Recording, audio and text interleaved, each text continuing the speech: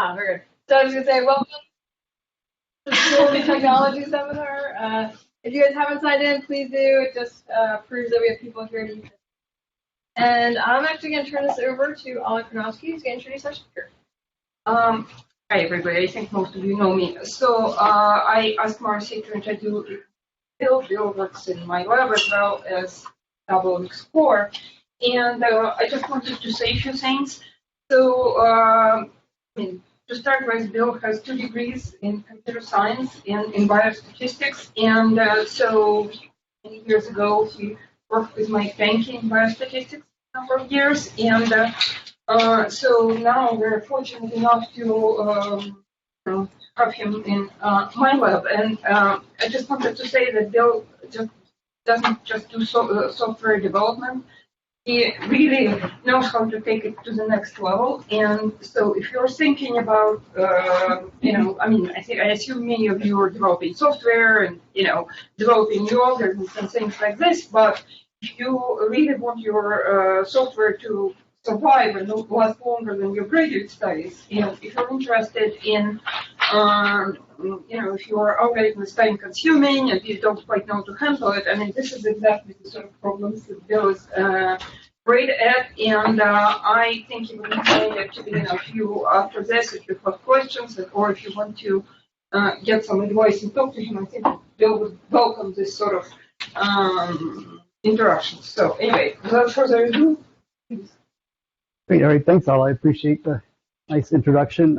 So yeah, it's funny. I guess I hope that most people, if they're lucky, get something at least in their careers that they actually enjoy doing enough where they would actually probably do it for free, which I shouldn't say with my boss in the room, but all I know is that I really I really enjoy doing this optimization work. And this is probably going to be maybe pretty far on the tech side of tools and tech today. So if I get too carried away in the details, forgive me or stop me or something, and feel free to interrupt anytime you want with questions.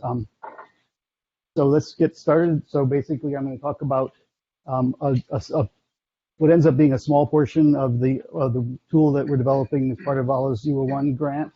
And so Glasso is the name of the R package that I'll be talking about. And in particular, I want to get across the message that implementation really does matter. It's not good enough just to say I'm using this algorithm and I'm going to plug it in and run it. There's a lot that can be done if you have access to the code and know what to do with it. So I guess I'll do this actually is working.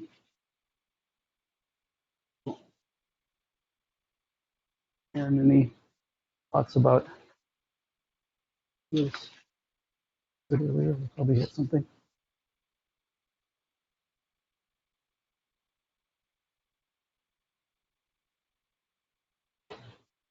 Or I can just talk on this one slide the whole time.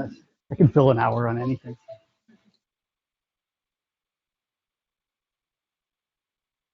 You just use the keyboard if that works too.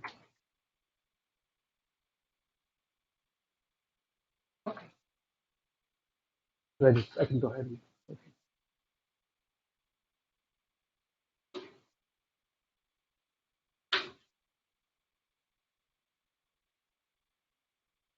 Okay, so it's probably just putting in presentation. I'll try not to hit the stray buttons this time. All right, so let's try that again. All right. So, anyway, so it's Glasso. Does anybody who has used Glasso? Who's heard of Glasso? Has anyone in the room done anything with it before? Actually, that's good. Well, that's not too surprising, but okay. So good. Actually, you don't need to know anything about it going in. It's just I'll discuss in some detail, but not a ton of detail, like exactly what the algorithm work is about.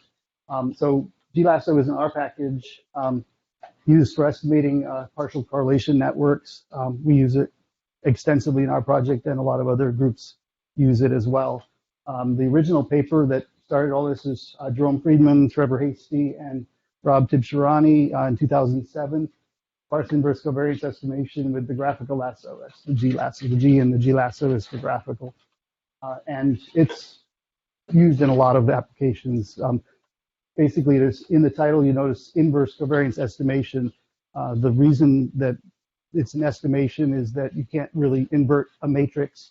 You can't just invert the covariance matrix in cases where you have fewer samples than then you have measurements, and that's often the case. Certainly in metabolomics, it's the case. It happens a lot in different fields, and in that case, you need to do some numerical methods to estimate the inverse. So that's what this is all basically about.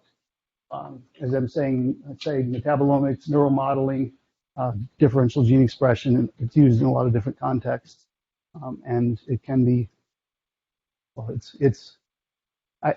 I don't know. I'm not sure, how wide the applications are, but I know that people that use it swear by it. And our collaborator George Michaelides is a statistician at the University of Florida. Won't let us touch anything else, basically. So, in fact, it took a long time to talk him into letting me do the optimization on this. Okay, so just as a very basic idea of what happens, it uses an L1 or Lasso penalty to induce sparseness in the matrix. The idea behind that is that you basically have a ton of variables. Not all of them really matter in the analysis you're doing, but you can't just throw things out arbitrarily. So the numerical method decides, decides sort of up front what is and is not important, and anything that's seen as not important gets forced to zero. And that buys you degrees of freedom, buys you power in your statistical analysis, and allows you to deal with the original not having enough observations or not having enough samples compared to the number of features that you have. So this is really kind of groundbreaking work at the time it came out in 2007, 2008 from the abstract. It's a simple algorithm, geographical lasso, that was at the time 30 to 4,000 times faster than competing methods. So you can imagine that was kind of a big deal. Basically, things were, I can't even imagine what people were able to do for this kind of method before this came out. But interestingly, this is an example of people being hard on themselves, I think, in a way. But one of the co-authors, Trevor Hasty, wrote just 5 years later that if you have basically n samples, p measurements, so in other words, a p-node network, that GLASSO basically is almost impractical computationally when p is over 1,000, over 2,000 rather. In metabolomics, fortunately, we don't run into that very often because typically the data set I'll talk about today has 500 features in it, so it's starting to get to the point where it takes a long time, but it's not out of the realm of what's reasonable. So some people try to solve problems that have maybe 1 million nodes in them, and this can be done, as I'll show in the next slide. There are ways in certain situations that's still feasible, but certainly for the data set I'll talk about today, you couldn't do that. A lot of people, because of these obstacles, have tried coming up with approximations. There are a number of those that will almost calculate the inverse covariance matrix, but they don't do a really great job. So it's a trade-off. If you want to do an approximation, you get what you pay for. You probably don't get nearly as good as reliable an answer as you would otherwise. And the other thing is that GLASSO has been studied a lot, and its properties are well known, well understood, the convergence properties and so on. So you can be pretty comfortable when you're plugging it in that you're getting something that will handle a wide variety of data sets. Whereas I will mention, for instance, if you go into RStudio and type in GLASSO and see what else people have tried to work on, there's something called GLASSO Fast, which sounds great, and it advertises itself. It's an improved GLASSO, and I'm not going to slam it because I'm not supposed to be doing that, but it's really not the same thing. It ends up being an algorithm that basically does the same thing, but the numerical properties are totally different. And I think it's actually, I don't really think they should call it the same thing. So that's an example of something where you could think you're getting a nice improvement, but you're not really getting the same thing. I guess I'll go on from there. I wanted to talk about one of the improvements that has been made by some of the original co-authors and some of their collaborators is the idea of using block diagonal matrix. It's sort of a standard concept if you have a matrix, a large matrix that, where in this case it's a p by p matrix and the algorithm depends strongly on p. Well, you don't want to have to use the whole matrix if you can break it up into pieces and use the small pieces along the diagonal. It's not quite that simple. We're starting with a covariance matrix where there aren't actually zeros off the diagonals. This is a representation where the colored parts are non-zero and the off diagonals are zeros. Well, you don't really have that to start with, but some people came up, the original authors came up with a pretty quick test where you can determine whether this is going to happen, basically whether the solution will, whether the solution will break into block diagonal form. And if it does, then you can reduce, in this case, obviously a baby example, but instead of using a 7 by 7 matrix, you can solve 4 separate problems, none of which is bigger than 3 by 3. And so if you scale that, you can imagine 500 by 500. If you can break it down into nothing bigger than a bunch of 10 by 10s, then you save an enormous amount of time. So this is how people handle very big networks. But comes with some conditions. So again, just explaining how these things work. First paper was Witten, Friedman, and Simon. Friedman was one of the original authors of the Glasso. And then Mazumder and Hasty. Hasty was one of the original authors, and I'm not sure what happened here, why they ended up in 2 different groups, writing 2 different independent papers on the same thing 5 years after the original. I won't ask, I don't want to know. But at any rate, the idea, they both came up with the same idea of breaking up a matrix into its connected components, and thereby splitting it into independent problems, smaller problems. And for sufficiently sparse data sets, and that's key, in other words, where the covariance structure is fairly loose, where things are not very strongly correlated, then you can more or less handle large networks at this point, if you can do that. And in fact, the optimization that they did is now part of the official Glasso R package. So if you're using that and you have a sparse data set, you'll be in pretty good shape. Unfortunately, we don't. So not all data sets are cooperative. That's one of those things. So when you don't have a sufficiently sparse data set, you can't break things up into connected components. One of the data sets that we've worked with in Allah's lab that is actually part of the paper that George Michaelides' student published.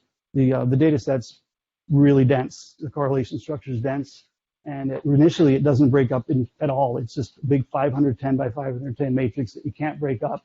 You have to try to solve the whole thing at once. And then even as you start inducing some sparsity, it just barely breaks up, and there's a big chunk and then a couple of little tiny ones, but you still end up with fundamentally the one big problem to solve. So you can't use the optimizations the block diagonal optimizations. And, so I'll talk about that application in particular for the rest of the talk, because that's really where it matters to. You can't do much about the algorithm at that point. All you can really do is change the implementation. So who's working on this? I mentioned George Michaelides, who was at Michigan in the stats department, now is at University of Florida, and his student Jing Ma was the first author on the paper that introduced our method. And then Chuck Brandt, probably a lot of you know Chuck, but he's currently the director of the Taubman Center, Taubman Institute. I'm not sure which it's called, but is also the faculty director of the metabolomics core, and he's been a longtime collaborator with Allah's and has tremendous ideas. He energizes meetings. It's great when he shows up. And then, of course, everybody, I assume, knows Allah, professor in the department. Gayatri is one of Allah's PhD students who's been doing a lot of really great work on the analysis side, mostly, although I get the sense the methods are coming too. And then Dan and I are the primary software developers on the project. And then Marcy, and when she's not doing tools and tech, she's also writing fantastic documentation and tutorials for our tools. She's done a lot of that in the past with Netscape and some correlation calculator, which was an earlier partial correlation method. But it's great to have Marcy around, because we don't get people calling us all the time saying, how do I do this? Because she's already handled it. Okay, so just a really quick overview of what our project is and where Glasso fits into it. The method, the algorithm we call DNEA, which is differential network enrichment analysis. The basic idea is that you get a metabolomics data set, which is the input data up here, which you probably can't see, but it's a bunch of metabolites. In this case, typical data set is 500 or so. And then samples where plasma or something is measured for all those metabolites. And in this case, disease conditions as well. Currently, we're working with 2 disease conditions, but we've got plans for being able to handle more elaborate designs as well.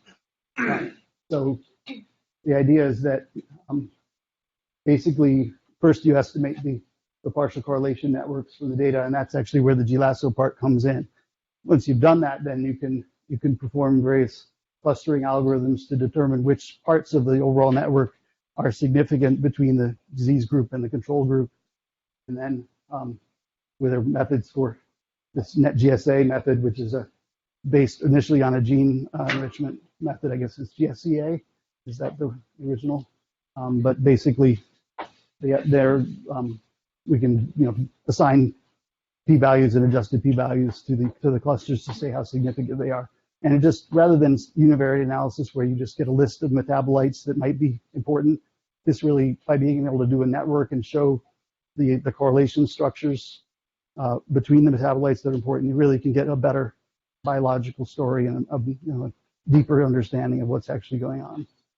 So we think it's pretty promising, but it is computationally intensive, which is where I get to have fun. So the data set that this is the paper that's referenced. This is Jing Ma, who was, as I mentioned, George's PhD student from several years ago, but was first author on a paper that basically pointed out, used our early method, the early versions of the method on a couple of data sets and came up with some nice results. And one of the data sets that was used is called the CRIC Data Set.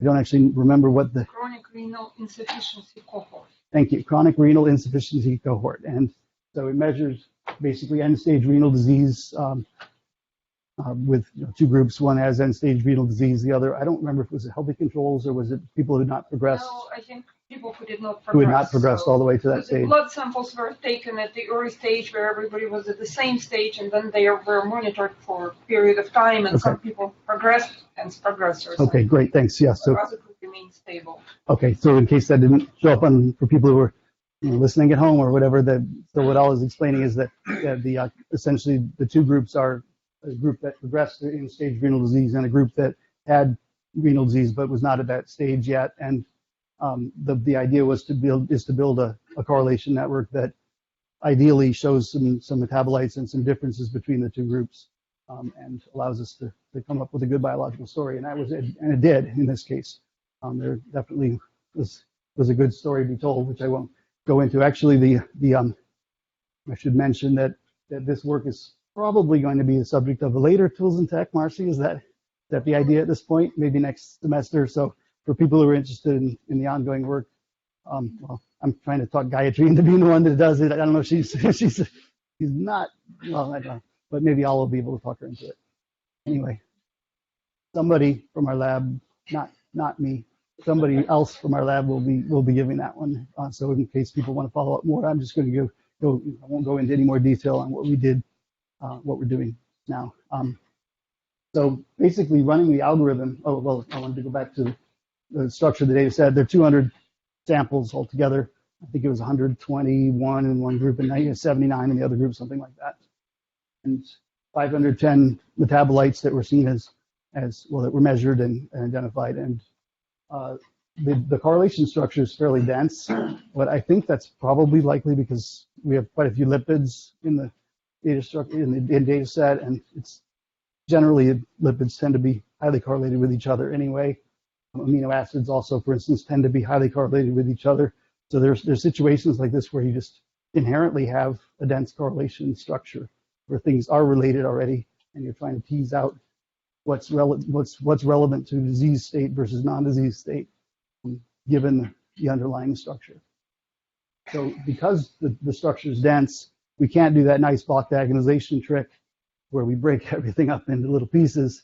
So we're basically stuck with the original algorithm, and it can take, for one run of the data, several hours for sure, maybe longer, and about 95% of the running time is actually spent directly in Glasso.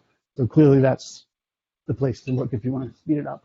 And I want to mention that in addition to taking several hours, basically it's possible to parallelize a little bit in the sense of sending things off to multiple cores, but we're trying to build a tool that will be used by the community in general. So it's not a matter of, us sitting in the lab wondering about, how many hours it's going to take. It's a matter of potentially buying more hardware or renting cloud computing time or something like that in case we get enough users where they're really putting computational pressure on. So any time saving we can get from implementation will save us later in terms of resources. Okay, so what is the structure here? So not much low-hanging fruit. Basically, I've been doing this forever, and as I've been mentioning, I really enjoy it. Usually, part of the reason I enjoy it is because there's stuff out there that's just really simple, and I can go in, a couple of days and have ridiculous speed ups because often people who write these things are not computer scientists, they're not programmers. They're really good with the methods, but they aren't as strong with the implementation. And that's fine. That's why we do collaborative work. But in this case, these people were really good. They really know what they're doing. So most of the tricks that I know, at least, were already sort of thought of and handled really nicely. In particular, as I say, it's an R wrapper around Fortran. Well, so I don't know how many people are aware of the extent of this, but R is really slow. So Fortran, C, and C++, even Java are all probably 50 to 100 times faster than R on a typical application. So if you have the availability or the knowledge to write in an underlying language, I know Hani's been doing this for some of the methods he's been working on now, and he'll probably tell you that it's made a big difference. So it's one thing you can immediately get a huge speed up just by changing the language you write in. Another thing that happens a lot is that it's possible to parallelize. By that, I just mean split the algorithm up so you can send it off to multiple machines, do shared calculations, get the results back, and put it all together at the end. Well, here you can't really do that because early calculations feed into the later calculations. So you're sort of walking down a matrix, and at each step, you're doing a calculation which then you need in order to do the next step. So it doesn't really do any good to parallelize because you're going to be sitting there waiting for the first calculation, and you can't really go on until you have it. So that doesn't help either. They're also, Gil. Yeah, I understand from Stephen Barnes at MathWorks. He's not a big fan of R either. Okay. Have you ever used MathWorks tools? I've not used MathWorks or MATLAB. Is that related at all? I don't know. There's certainly some other languages of that sort that are more engineering or matrix languages that are also very fast. Yeah, so those are definitely good choices too. But here use MathWorks?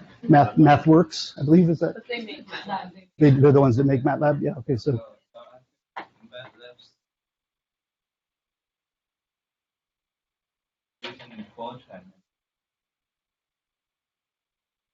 Okay. That they will have similar performance. Okay, so I'll just repeat that in case that wasn't clear to everyone. So I believe the comment was that MATLAB is actually implemented in Fortran underneath as well, and so you'd expect it to get similar performance to what Fortran does. So yeah, that would definitely be a good choice. Yeah, yep, and a lot of the matrix algorithm packages also do special optimizations based on matrix structures and things that basically.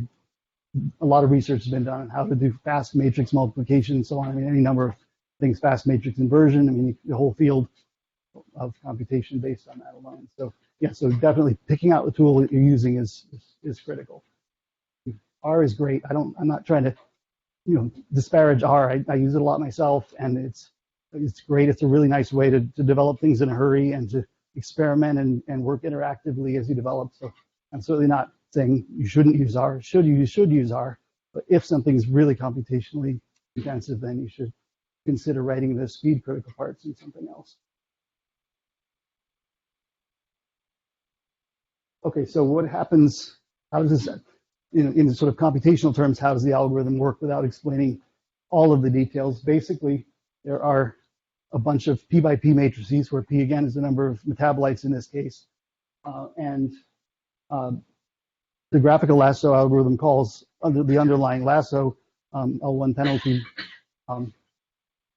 method repeatedly as this is a little oversimplifying a little bit, but effectively it's regressing each feature against all of the others. So for people who aren't familiar with partial correlations, the basic idea is that with Pearson's correlations, you get indirect associations, and you usually get a whole lot of things that appear to be related to each other, but a lot of it is sort of superfluous indirect relationships. For instance, you can have A and B and C, all of which appear to be highly correlated, but maybe B is not part of that formula at all. Maybe A and C are the real connection that you care about.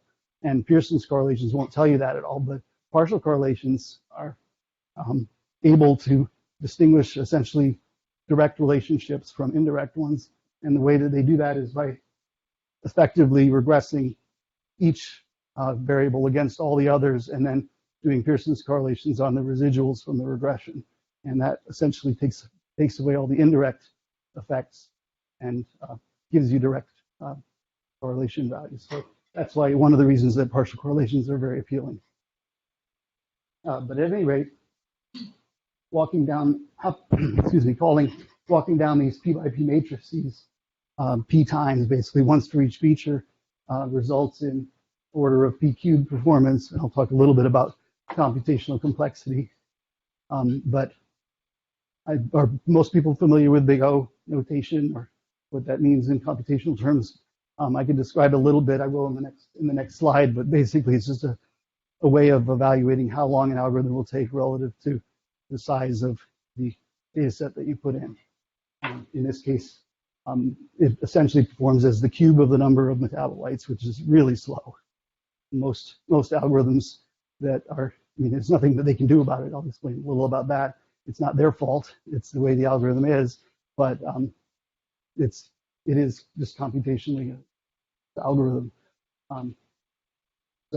But fortunately for people like me who like to go and muck with the code, there are only a relatively few places where this kind of, where there's these deeply nested loops that are actually taking up the time. So optimizing really involves just paying attention to some of those the inner loops and leaving the rest of the code alone, which means not breaking it, and then thereby sort of being more, well, it's a lot easier to make sure that the results match exactly with what was there previously. It was one of the really important things I mentioned before about approximate solutions or other people's efforts to speed this up.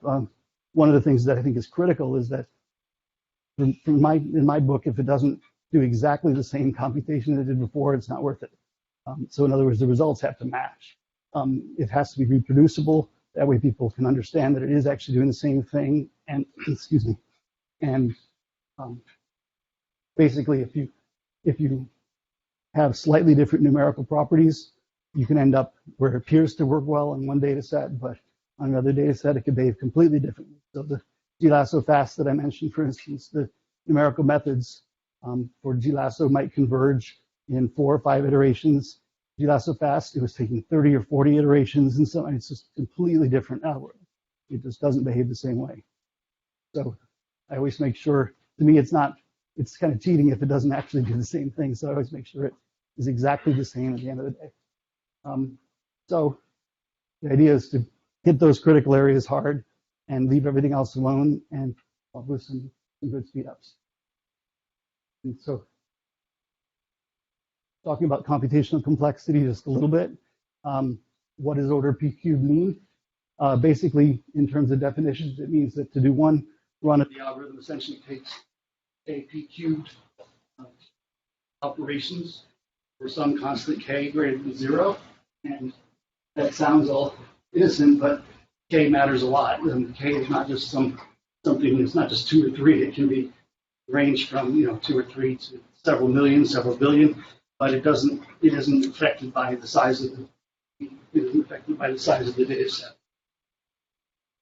So in this case, when I say that we can't do anything about the PQ part, what I mean by that is that the algorithm has been studied by a lot of people who are better at this than I am for sure, who tried to come up with faster algorithms. I can't say for certain that it's not possible, but it seems highly unlikely that you could do this exact operation in less than order P cubed just because of the nature of it. Operating on P squared elements, P times, and not a whole lot of getting around that. So we can't do much about the P cubed part. If P gets too big, it's going to be slow regardless. In our case, as I mentioned, 500 or so is what we're dealing with in tabulomics. It tends not to be too terrible. But we can do a lot about how large K is. That's what's critical here. In this case, I personally consider it a failure if I can't get a factor of 5 or so speed up on anything. Sometimes I've been able to get factors of several hundred or even several thousand by implementing things better, and that's about making K several hundred or several thousand times smaller without actually changing the underlying algorithm. Okay, so getting into a couple of details, I won't go into everything that I worked on, but just to give you some kinds of ideas of what to look for, what kinds of things show up. I'm putting this up on purpose. I'm not expecting anyone to understand it. It's kind of the point of this is Fortran's kind of a mess. I mean, look how these guys are really hardcore. They don't even put spaces after their comments, which right away tells you they're hardcore Fortran people because they have to worry about like space on punch cards. So, kind of joking, but the people that wrote this were really good Fortran programmers for apparently 20 or 30 years of experience at it. And so, in this case, they missed something. This is just a function call to the underlying lasso that does the penalty, that does the most of the calculations. And I'm not talking about how long it takes to run lasso here. What I'm talking about is just how long it takes to do the call to run lasso. The distinction is clear. It's just how long does this function call take? Surprisingly, it takes about 30% of the entire algorithm just to evaluate the line of code. Why is that? Well, so hidden in here is this sum of the absolute value matrix, which, thanks to Fortran being flexible about these sorts of things, you don't have to write a bunch of loops to do the sum over a matrix. You can just take the sum of the absolute value of the matrix. So like what MATLAB does. R does it too, and most vectors do. But that doesn't come for free. This little sum thing is actually, I mentioned this VB matrix is P by P, and some of the absolute values of the components, we have to go through them one at a time, so it's order squared, and it's doing this for every feature of the data set, order PQ. So this is one of those places where it actually makes a big difference. For our CRIC data set, this particular line of code gets run anywhere from 2,000 to over 15,000 times in one run of Glasso, so you can see that not just that it takes a long time to sum a matrix, that it takes a long time to do it repeatedly. So what can we do about this? First, sort of have to understand a little bit of how this matrix is used, and this is understanding a little bit more, at least conceptually, how Glasso works. I think I mentioned a little bit that it walks down a matrix and at each stage takes the previous calculations and feeds those into the next level of the calculations. So VB is the matrix that is used to keep track of the progress as you go walking down that matrix. And eventually, when you're done, it's going to turn, I think they did VB on purpose because they sort of pulled together and it'll say W, I'm not sure, but it eventually becomes W, which is the partial correlation matrix that you're trying to calculate. And I'm saying for a given block of the block diagonal structure, so if you were able to break it up into blocks, get one of these for each of those blocks. In our case, it's all one big block. So basically, in order to do this operation in general, when Glasso runs through all the P features, it operates both on the current feature P and on everything else in the data set. So again, it's the idea of effectively taking one feature and regressing it against all the others. That way, you're taking into account the effect of all the other features on the one feature. Yeah, a picture would probably be a good idea here. So this is my Glasso in one picture slide, which oversimplifying, but imagine here you have the whole P by P matrix. Think of the yellow part as row P, row and column M, for one feature. Basically, we start at the corner, and then we just walk down row and column in succession. And by doing that, you can see that we operate on the yellow part, which is the current feature, and then the green part, which is everything else. That makes sense. And that's really underlying what ends up causing this thing to be slow. Were there possibilities to speed up? I'll go back to that in a little bit, but basically, this VB matrix that I was talking about is only modified for the yellow parts for the current feature at each step. So it's not necessary to go through the entire matrix at each step. In other words, you don't have to go through and look at what happens as they go from, say, this step to the next step. Well, most of those green squares are not changing. You're not touching those guys, so you don't have to recalculate those. As long as you keep track of do the bookkeeping carefully, you already have those sitting around. So what you can actually do is just subtract out previous row and add back in the new row, rather than the whole matrix. And be careful with the diagonal because you don't want to count, but there's little details like that. But basically, now instead of having an order p cubed operation to go through the whole matrix, you have an order p squared operation for this little part of the algorithm, because you're only going through one row and one column. So essentially 2p minus 1 operations instead of p squared operations. So for that particular part, again, going back to the one line of code here, at 30%, it now takes essentially 0. Negligible amount of time because you don't have to worry about summing every time. Just do some careful bookkeeping and keep track of what we had and simply beat from step to step. So that took care of a sort of hidden bottleneck that I think was kind of in the way of understanding what else is going on. I didn't expect to see something like that, but see it, you might as well take advantage of it and do some things. So now we're basically down to the heart of the algorithm, which here, fundamentally, going back to the picture, again, we're operating on the yellow part portion, and then we're operating on all the green portions. And there are lots of ways of thinking about operating on those green portions. You can think about operating on them each separately, so sort of 4 separate loops where you're looping through the first green part. You go to skip over into the second one, third one, the fourth one. They may not sound very different, but in terms of implementation and time, they really are. Another way of doing it, the way the original algorithm did it, actually, essentially stripping out the yellow part entirely and shoving all the green part together. So they just copied a bunch of data around, got just the green part, and then they were able to operate on that as one block, which was much more efficient than operating on 4 separate blocks.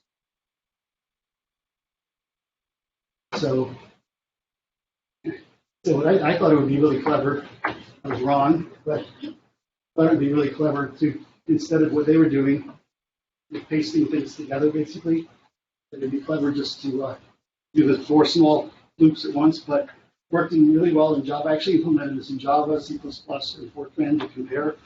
With some timings in a little bit about that, but you don't know until you try which is going to be faster. It depends a lot on the situation, and those are somewhat interchangeable languages, probably a little slower for the most part, but I find it easier to develop in, especially easier than Fortran. I know I'm old, but I didn't learn Fortran until I actually had to, because I had to do some stuff. So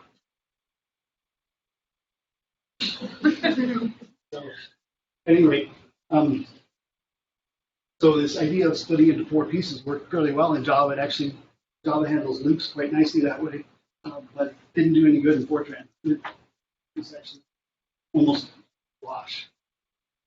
Throw that away, try something else. There's a lot of that in this kind of work, which I guess is frustrating, but to me, being obsessive, it just, okay, I'm going to try something else. I'm definitely not giving this up. So back to the drawing board, what's a better way? So go back to the original. The original idea was hopping around a lot. I guess I didn't really explain what was happening in the original algorithm when they were copying data around.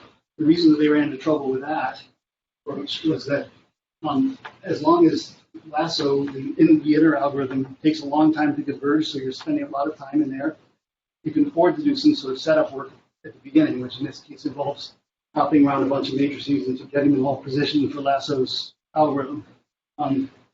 So it's nice early on, but then eventually when you start getting more sparsity in the matrix, Lasso starts converging a lot faster, a lot fewer iterations, and at that point, the outer setup part to move all the data around overwhelms what's happening inside of Lasso. And so, in fact, the outer loop is what ends up taking much more time, and the setup gets really expensive. So thought was, well, maybe we can do something about both of those situations, take advantage of their original implementation of just iterating over this space once, but do it in such a way that you don't include the yellow part, the feature M, the row column feature M, and be able to do that by looking at some auxiliary arrays that are not p-squared matrices, but just single row and column matrices, which if you're careful with some things, you can introduce zeros in those such that when you do the calculations, it's as if the row M and column M are not included. They'll actually end up contributing 0 to the process. Iterate over the entire thing, over this entire matrix, but the yellow parts, when you get to them, will just be adding zeros. So they won't influence the final result. So that ends up computationally just because of the structure of the loops being way faster. And that is basically, for both Fortran and Java, there's about a factor of 2 speed up in the overall algorithm. That's what's on top of the 30% earlier that we got rid of, so now we're really getting somewhere. And in fact, this particular speed up works even better for larger values of P, which is a nice bonus. So one of the original authors, Trevor Hastings, again mentioned that not only is Glasso order P cubed in general, but for more dense data sets, it starts behaving almost like order P to the fourth. And so I think we're hitting some of those areas in this case where we're reducing the complexity of the based on the data set size as well. So that's nice. And then I did a bunch of other tweaks too that I won't talk about. Most of them are just trivial things. But overall, I guess the bottom line is how fast did this, what did we get out of this? How much improvement did we get? Interesting, what I want to stress is that it does change even depending on the operating system as well as on the languages you use. So at the top of the table, again, for the one data set, the CRIC data set with 510 features, the original version in Fortran. I'll explain what these columns are. So Linux is our server that all MRE and Sartor share. This runs Linux boxes, and so basically, stab cell is the stability selection portion of the algorithm, which does multiple calls to Glasso and sort of with some randomization to determine which, trying to get a stable network basically by doing multiple attempts and finding out what sticks around and what's stable. So that's the most computationally intensive part of the algorithm. There's also the tuning portion where you have to tune the penalty parameter that goes into the algorithm, and that can take quite a bit of time as well. So I did time to all those parts. The original Fortran, you can see Linux was actually about 2 or 3 times slower than the Mac, which surprisingly, in this case, of course it was. So it take up to 10.5 hours to do the original stability selection on Fortran. About half that on the Mac, and then the tuning is quite a bit shorter, an hour and a half on Linux, about half an hour on the Mac. When I implemented in Fortran, with the tweaks that I just talked about, the Linux load selection was reduced to 3/4, so factor of a little over 6, so I made it past my threshold factor of 5, and I could sleep at night. And as you can see, though, it varies a lot. On the Mac, that same implementation is only 3.5 times faster. And then the tuning is a similar ratio where it's considerable speed up on the Linux, but a lot less on that. And what's interesting also, the blue highlights are the fastest versions. As you can see, I think C and C version is actually, they're very complicated each other. C is actually faster than Fortran quite a bit on the Mac. Lower on Linux. Here, this is the real comparison that I did. It's 50% or 30% slower on C and C than Fortran, so I didn't actually use stability selection. DNAs or when I just based on other data, I realized it wasn't worth the effort to continue. So these would have been similarly slower, comparable to the first column and the third column, basically behave about the same. In Java, I just after a while I gave up because it was clearly a lot slower. But you can notice that C, not for Mac, is a lot better than Fortran did. And some of that's probably implementation specific, some of it's compiler specific, some of it's just the way the operating systems happen to work with slightly different configurations. So you really have to be willing to try a lot of things, or just from experience sort of learn what works well and what doesn't in different situations. These obviously are all significantly better than the original, so you might say it doesn't matter, but this over thousands of runs from thousands of users over, if we're lucky and this actually turns out working well over the next few years, it's going to add up to a lot of resources saved. A lot of fun for a few weeks, so that's really good it to me, I guess. But anyway, so this is now a package, not actually packaged as an R package yet, but it's something that we're using internally in our version of our script. So it will be probably, if it all goes well, I will end up packaging this R package and probably contacting the initial authors politely and telling them how awesome they were, but that I think I have something that's even faster, so are they interested in having it out there? They know of it anyway. No, anyway, so I just want to emphasize that the original authors did a fantastic job. I'm not trying to say that they missed stuff. They I have a ton of respect for them. This was a matter of digging in for a long period of time and finding things that they'd already got a speed up of what, 30 to 4,000 over previous algorithms. So you can forgive them if they didn't dig even deeper than that. They were probably understandably happy. Anyway, I think this hope this illustrates some of the things that can go into implementing things carefully and really make a difference in how much computing resources you end up using. So that's all I've got. Any questions? I'm happy. Some people are still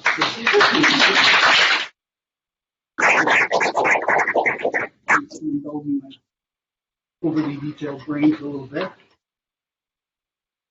Happy to answer any questions about either about this or just in general about computing. As always said, I'm always interested to learn if people have things that they find frustratingly slow, and then get together and discuss, or eventually I have thoughts about maybe even being able to, well, we haven't talked about it too much, but there's sort of the possibility of some projects. One thing I find really frustrating is just the nature of it, but a lot of you are PhD students and future projects, and you write a nice method up, and it's a really great method, but then you go on to your careers, and it dies. Nothing happens with it. I think that's a shame. I think there are a lot of really good methods that don't see the light of day after people graduate. And potentially, we could do some things with that, either writing tools with nice interfaces around things, or additionally, or both, speeding things up, writing things really efficiently to make them super useful to other people. Maybe some of you don't want your thesis to come back and haunt you later. I don't know how that goes, but I quit 3 PhD programs, so I'm not an expert on the subject. Anyway, but I just think it would be nice to some people's projects to live on past their graduation. And it's unfair to expect anyone to graduate and revisit their own project for a little more. They have better things to move on to at that point. Any questions? Yeah. So Fortran compiler, that's a good question.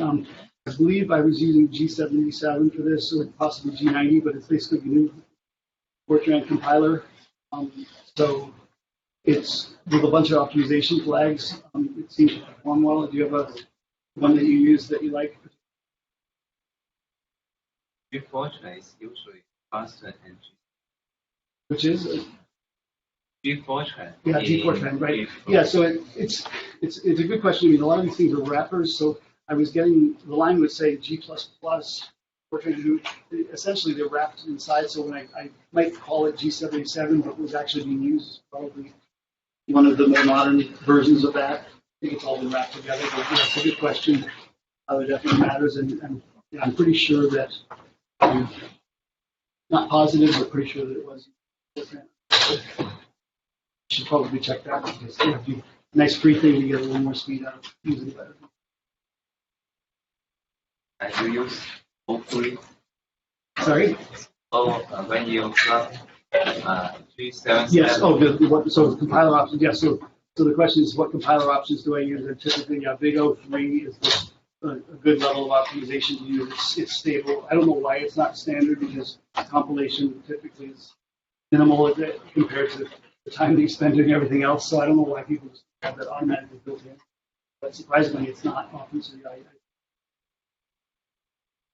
this takes care of a lot of under the hood things that you could do manually, but you don't have to because it's highly configured out.